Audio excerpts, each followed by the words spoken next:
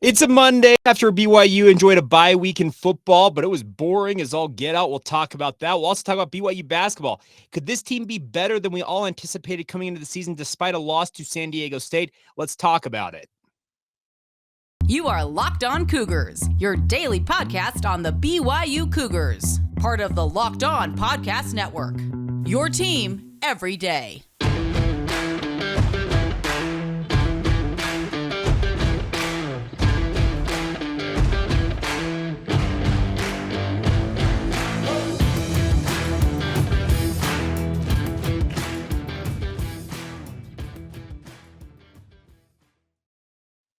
What's up, everybody? I'm Jake Hatch, your host here on Locked On Cougars, your resident BYU insider. Thank you for making Locked On Cougars your first listen of the day. Always appreciate you guys checking out the show.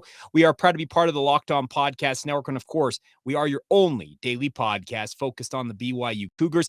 Today's show is brought to you by our title sponsor over at Sling TV. Don't miss this week's matchup or any matchup between BYU and any of their opponents right on Sling. Sling, the TV you love for a price you'll love. Try it today. All right, let's get right into it today. And I hope you guys had a fantastic weekend, first off. But I cannot stand bye weeks in November. And that's one thing of the many things that I am excited for BYU joining the Big 12 Conference. I, for one, cannot wait for BYU to not have to have a bye week in the middle of November when everything else seemingly is on the table across the college football universe. Over the weekend, BYU is nowhere to be found. They're enjoying some downtime.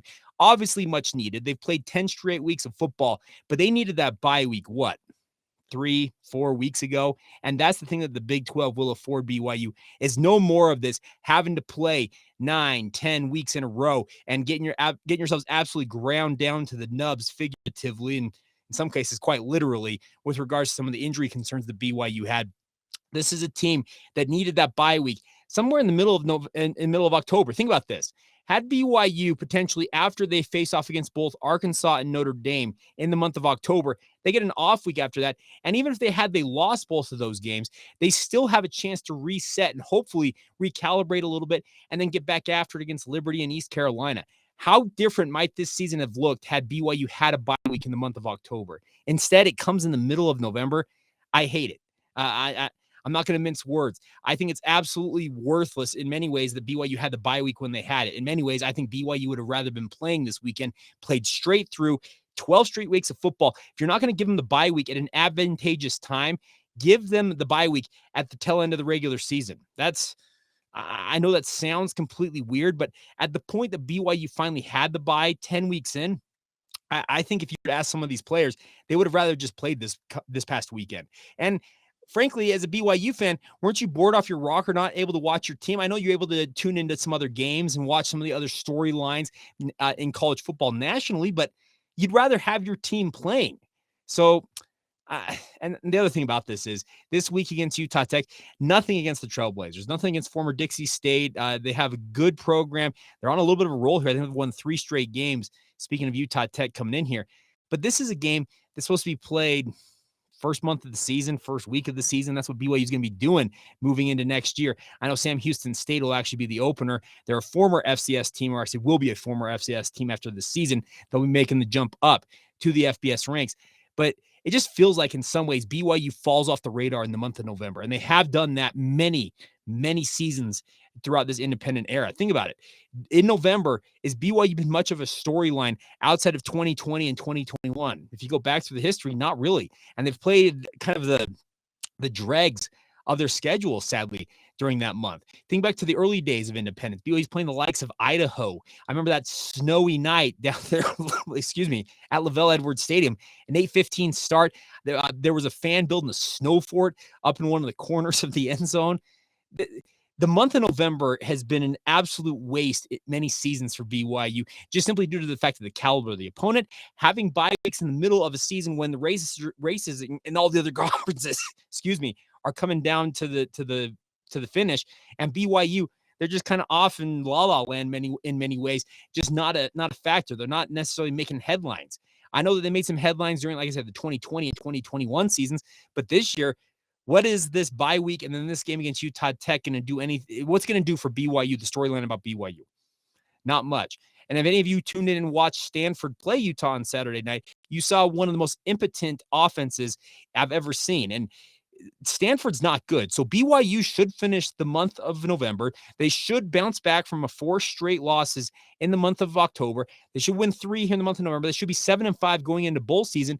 But in many ways, does it feel like a wasted month? I know we're not even through it yet. You obviously have to go out there and prove that. You have to go win these 2 games against Utah Tech and Stanford. But I just feel like in so many ways, this is just a wasted 3 to 4 weeks for BYU. And that's the thing about this.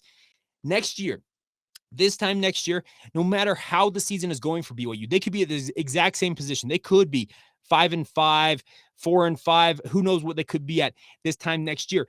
But the storylines, the overall tenor of the season changes because BYU will still be in the mix of a conference race.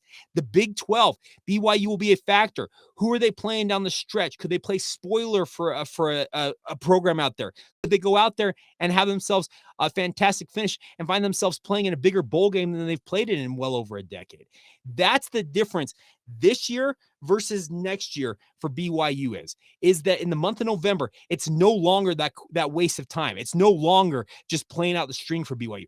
There's no more bye weeks in the middle of conference races all over the country. BYU finally will be part of a conference race again. We deluded ourselves in many ways, yours truly included. The independence was working, and in many ways it was. But the one thing that was missing is that when BYU lost 1, 2, 3 games in a season, at that point, what are they doing? Simply playing for pride's sake and playing for a bowl game. They knew that they were out of it. That's the thing about this. If you're going to play in independence, you have to have special seasons. You got to have 10-1, 11-1 type seasons to keep yourselves in the national consciousness.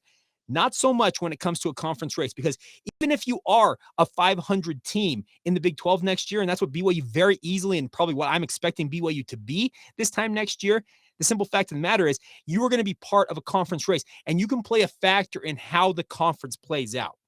That's the difference, and that's the one thing of many things I'm looking forward to about the Big 12. That's one of the chief ones among it, is that the month of November finally is going to matter once again for BYU. And I, for one, I cannot wait for that day. All right, coming up here in just a minute, let's talk a little bit about BYU basketball. I thought they played really well despite the loss to San Diego State. We'll talk about that here in just a moment. First of all, a word on our friends over at Upside. Many of us out there are feeling in the wallet, my friends. Inflation has us all thinking about different ways to cut back, whether it's driving less, dining out less, or buying less from the grocery store. We can all agree that there's nothing fun about less. That's why I started using Upside, and I want you guys to give it a shot as well. Upside is an incredible app for anybody who buys gas, groceries, or dines out. With the Upside app, I don't have to cut back because I get cash back on every purchase that I make. That's the best part about it, my friends. You can go and splurge a little bit because you know you're saving some money on the on the back end from our friends at Upside. So check it out, my friends. Get it started. All you got to do is download the free Upside app. Use the promo code LOCKED, that's LOCKED, and get $5 or more cash back on your first purchase of $10 or more. Next, claim an offer from wherever you're buying on Upside. Check in at the business that you're using. Pay as usual with a credit and debit card, and you get paid. In comparison to credit card rewards or loyalty programs, you can earn up to 3 times more cash back with Upside. Upside users are earning more than $1 million every single week. That's probably why they have a 4.8 star rating on the App Store. So once again, download the free Upside app now and use the promo code LOCKED, that's LOCKED, and get $5 or more cash back on your first purchase of $10 or more. That's $5 or more cash back on your first purchase of $10 or more using the promo code LOCKED with our friends over at Upside. Today's show is also brought to you in part by our friends over at Utah Community Credit Union. They are offering a 15-month savings certificate right now with an incredibly high APY of 4.00%. The best part is, during the life of that savings certificate, the 15-month, you can still bump up to an even higher rate of return anytime during the life of your certificate if inflation and the rates continue to rise. That's the best part about it. We've all seen inflation absolutely kicking us in the shorts, but that's the good news about the savings certificate. You can get started and help your money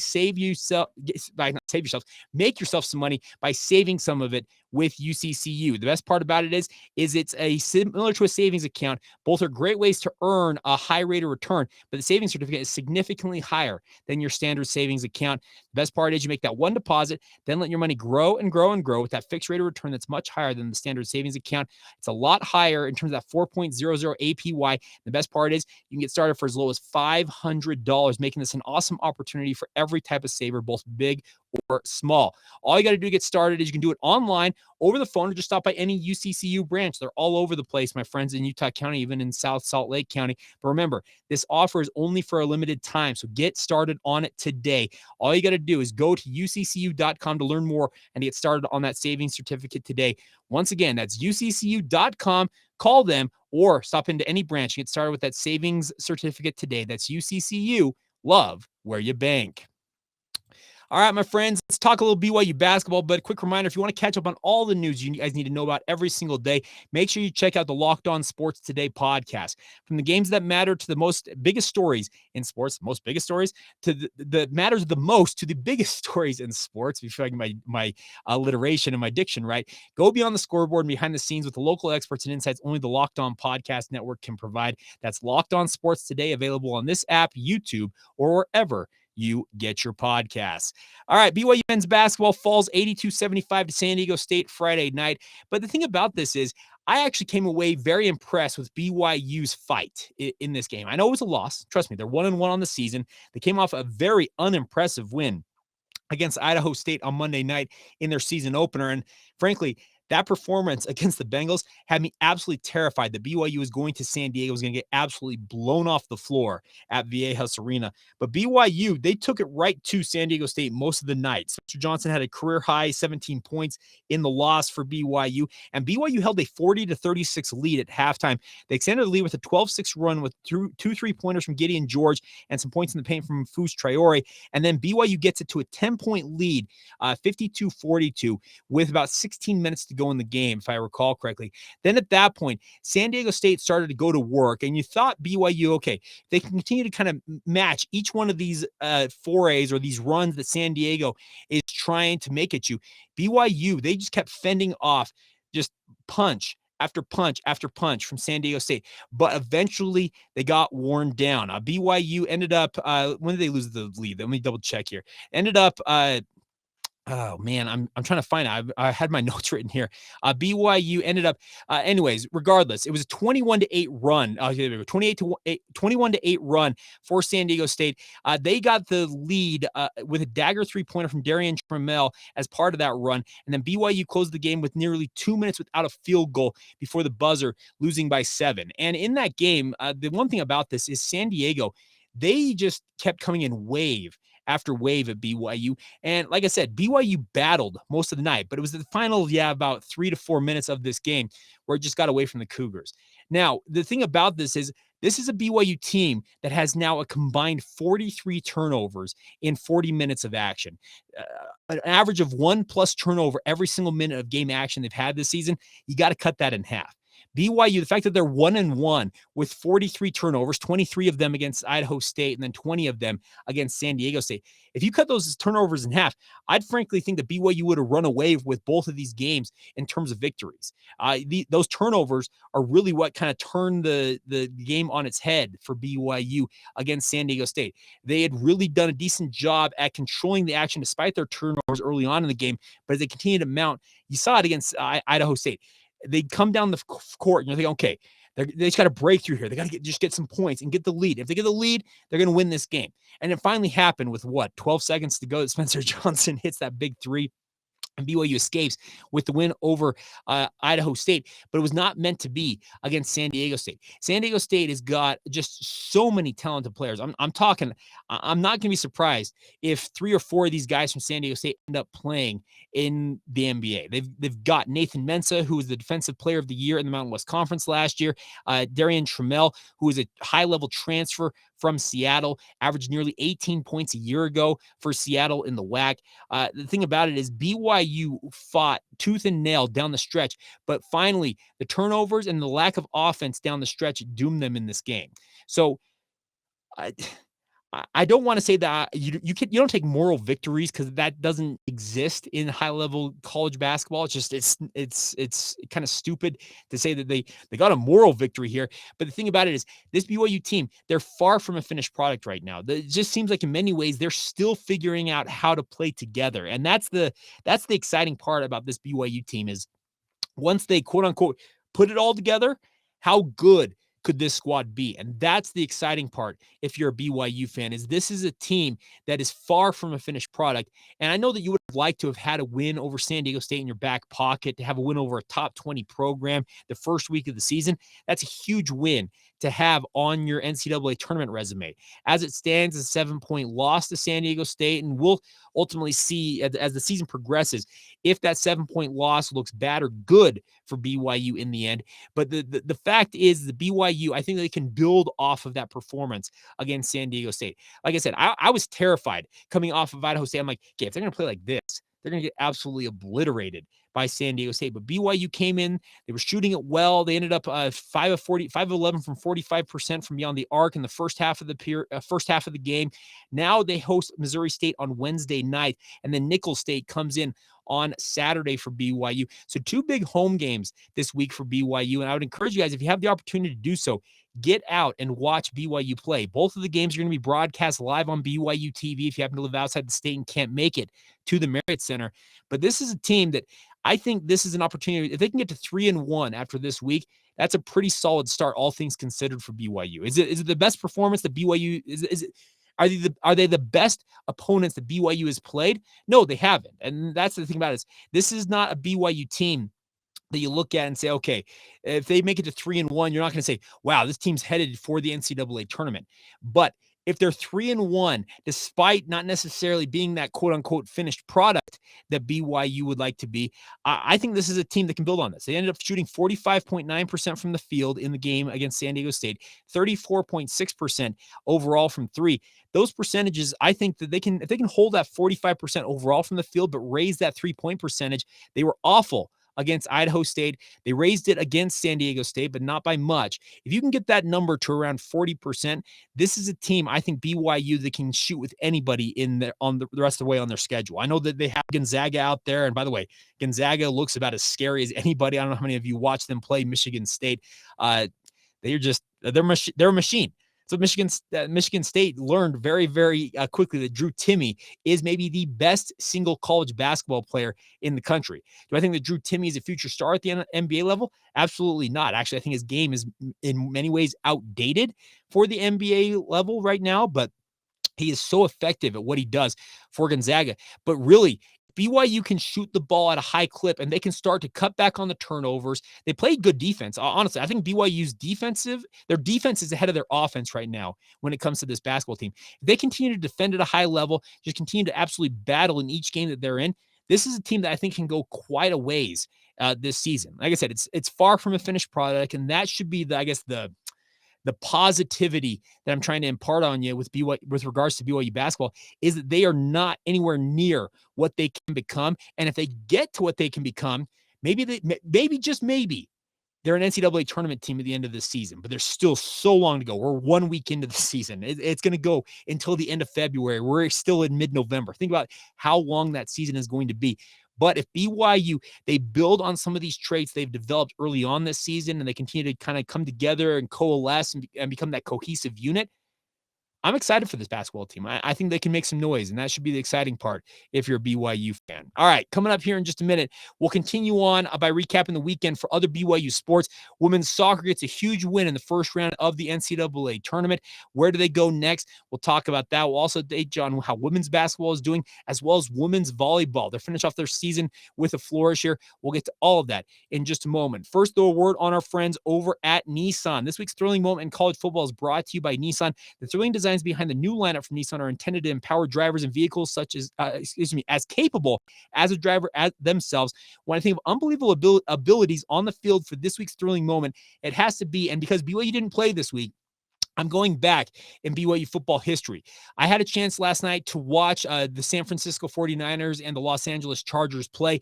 Two of the greatest BYU linebackers in program history were lined up opposite one another, Kyle Van Noy and Fred Warner. Both of them, in my mind, have iconic moments in their careers. And I think the Kyle Van Noy, first one that comes to mind, well, there's two of them that come to mind.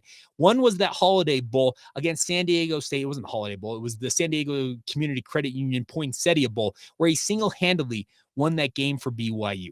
I ended up getting that strip sack, falling on it for a touchdown. And then I also go back to the Ole Miss game that he single-handedly won, kind of foreshadowing what he would become for BYU football throughout his career. Now, when it comes to Fred Warner, I will always think of that interception return against Boise State down at LaVell Edwards Stadium. What a marvelous play it was. Fred has become just an all-world linebacker, and Kyle Van Noy's got 2 Super Bowl rings. Both of them have accomplished so much in the NFL, but they started their careers in many ways at BYU, and that's what I wanted to talk about with regards to BYU not playing this weekend. So the thrilling moments, going back to the history books, talking about 2 of the greatest linebackers in BYU football history. This segment has been inspired by the thrilling new designs featured across Nissan's new lineup of vehicles. Pursue what thrills you in the all-new Frontier, Armada, or Pathfinder today. It's available now at nissanusa.com. Thank you once again for making Locked On Cougars your first listen of the day. Always appreciate you guys checking out the show. All right, before we go here on today's podcast, throughout the week, by the way, coming up this week, we're going to talk more about senior night. Like I said, the storylines with regards to Utah Tech, there's not a ton. I know that Utah Tech has a pretty potent offense, but they should not be the same caliber of the opponents that BYU's faced so far this year. So BYU should make it to bowl eligibility this Saturday. So this week on the podcast, we'll probably feature some of the storylines with regards to the roster turnover and the senior class that is going to celebrate their careers in BYU uniform this Saturday out there at LaVell Edwards Stadium. It'll kind of be the storyline throughout this upcoming week. But other things we need to recap from the weekend that was. First off, BYU women's soccer opened the NCAA tournament with a 3-0 shutout of UCCU.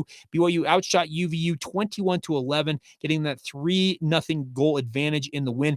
BYU will now be headed to North Carolina, a place that they lost to start this season. If you will recall, they played against the Tar Heels in their official exhibition match to kick off the season. Well, they're headed back to Chapel Hill, where they will face off against Stanford. It's going to be an interesting game because Stanford has been a very, very potent opponent. BYU's got a losing record all time against the Cardinal, but both teams having to travel across the country to play in Chapel Hill. I think BYU's experience, having already played there this season, should hopefully give them a leg up. And if BYU's scoring prowess like they showed against UVU at South Field on Friday night carries over on that trip, BYU can find themselves onto the Sweet 16, and we're hoping that BYU women's soccer can pull that off. Women's basketball is off to a tough start this season. They lost their second straight game, losing 69-60 to the defending Big Sky champion Montana State at the Marriott Center on Saturday afternoon.